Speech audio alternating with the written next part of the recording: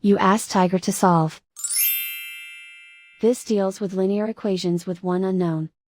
The final result is x equals -5/2. Let's solve it step by step. Simplify the expression. Expand the parentheses. Simplify the arithmetic. Multiply the coefficients. Group like terms. Simplify the arithmetic. Group all constants on the right side of the equation. Subtract 15 from both sides. Simplify the arithmetic.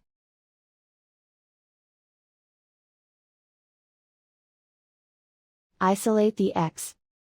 Divide both sides by 6.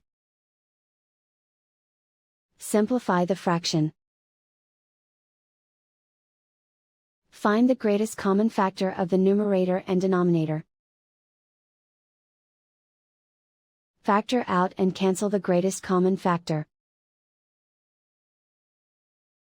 And so the final result is x equals -5/2.